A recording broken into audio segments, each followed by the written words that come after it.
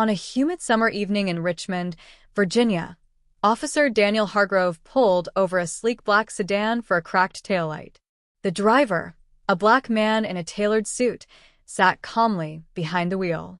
Hargrove, a 15-year veteran with a history of complaints, approached with a smirk, assuming another routine stop.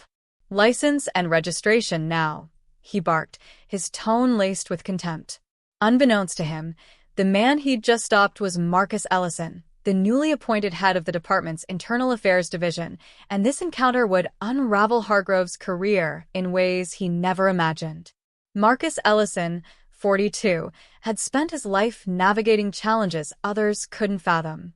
Born in a low-income neighborhood in Baltimore, he'd grown up watching his parents work tirelessly, his mother a nurse, his father a bus driver. They instilled in him a fierce determination to rise above systemic barriers. By high school, Marcus was a standout student, earning a scholarship to Howard University, where he majored in criminal justice. His professors noted his knack for analysis, his ability to dissect complex problems with surgical precision. After graduating, he joined the Richmond Police Department as a patrol officer, driven by a belief that change could come from within.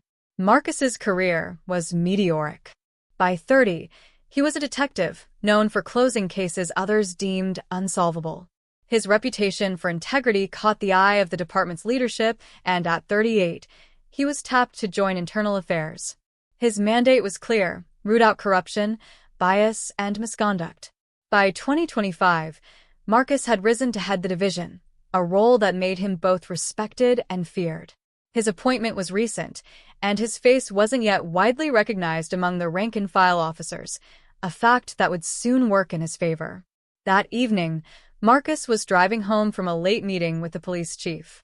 His mind was on a stack of case files, reports of excessive force, racial profiling, and questionable arrests. He'd been reviewing Officer Hargrove's record in particular. Hargrove had 8 complaints over the years, 3 involving allegations of racial bias. None had stuck, thanks to vague witness statements and a lack of hard evidence. Marcus was determined to change that, but he needed proof. When Hargrove's cruiser flashed its lights, Marcus pulled over smoothly. He'd been stopped before, more times than he cared to count. Each time, he stayed calm, hands visible, voice steady. But this stop felt different. Hargrove's approach was aggressive from the start. "You know why I pulled you over?" he asked, leaning into the window. Marcus replied evenly, "I assume it's the taillight, officer. It's cracked, but functional." Hargrove snorted. "Don't get smart with me. Step out of the vehicle." Marcus complied, stepping onto the quiet street. Hargrove's body camera was on, but his demeanor suggested he didn't care. "You look like you're up to no good," Hargrove said, scanning Marcus's suit as if it were a disguise. "Where'd you get this car? You steal it." Marcus's jaw tightened, but he kept his tone professional. "It's mine, officer. I'm happy to provide documentation." Hargrove laughed dismissively. "Yeah, sure. Hands on the hood. Let's see what else you've got." As Marcus placed his hands on the car, he noticed Hargrove's partner, Officer Jenna Miles, standing back, looking uneasy. She was younger, newer to the force, and hadn't yet adopted Hargrove's bravado. Marcus made a mental note of her hesitation. It could be useful later. Hargrove patted him down roughly, muttering about "people like you," always causing trouble. Marcus stayed silent, knowing every word, every action was being recorded. He also knew his badge and ID, tucked in his wallet, would reveal his identity soon enough. Hargrove demanded Marcus's wallet and flipped it open. His eyes narrowed at the police department ID, then widened as he read the title, Director, Internal Affairs. The color drained from his face. This real?" he stammered, holding the ID up to the light. Marcus nodded. "It is. I suggest you verify it with dispatch." Hargrove's confidence crumbled. He radioed in, his voice shaky. The response came quickly, confirmed. "Marcus Ellison, head of IA." Officer Miles stepped closer, her expression a mix of shock and dread. Hargrove tried to backtrack. "Sir, I didn't know. This was just a routine stop." Marcus's gaze was steady, unflinching. "Routine? You assumed I stole my car and made derogatory remarks based on my appearance. That's not routine, officer. That's a problem. He turned to Miles. You saw everything. I'll need your statement for the report. Miles nodded, glancing nervously at Hargrove. Marcus returned to his car, but not before informing Hargrove that he'd be hearing from IA. Fix your approach, Marcus said, his voice calm but firm. Or you won't have a badge much longer. Hargrove stood frozen as Marcus drove away, the cracked taillight glinting under the streetlights. The next morning, Marcus filed a formal complaint against Hargrove, attaching the body camera footage and a detailed account of the stop. He also requested statements from Officer Miles and reviewed Hargrove's prior complaints for patterns. The footage was damning.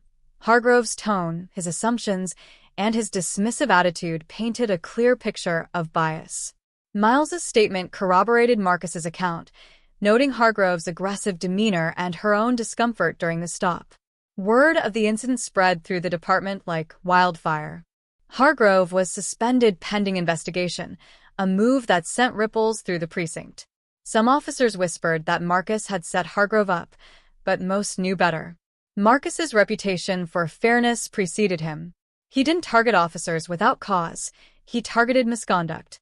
The case became a flashpoint, with community leaders praising Marcus's leadership and calling for broader reforms. Hargrove's hearing was swift. The evidence was overwhelming, and his history of complaints didn't help. He was terminated within weeks, his badge revoked. Officer Miles, shaken by the experience, requested a transfer to a different precinct, vowing to speak up sooner next time. Marcus, meanwhile, used the incident to push for mandatory bias training and stricter oversight of traffic stops. His report to the chief included data showing disproportionate stops of minority drivers, backed by statistics from the past 5 years. The community response was mixed. Some hailed Marcus as a hero, a black man dismantling systemic issues from within.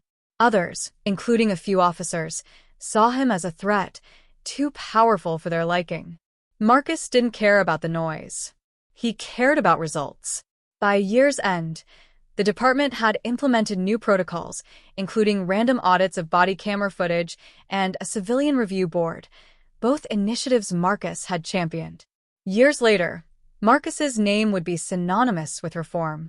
He never spoke publicly about the stop that changed everything, but those who knew him understood. That night, on a quiet Richmond street, Marcus Ellison didn't just expose one officer's bias. He began unraveling a system that had protected it for too long.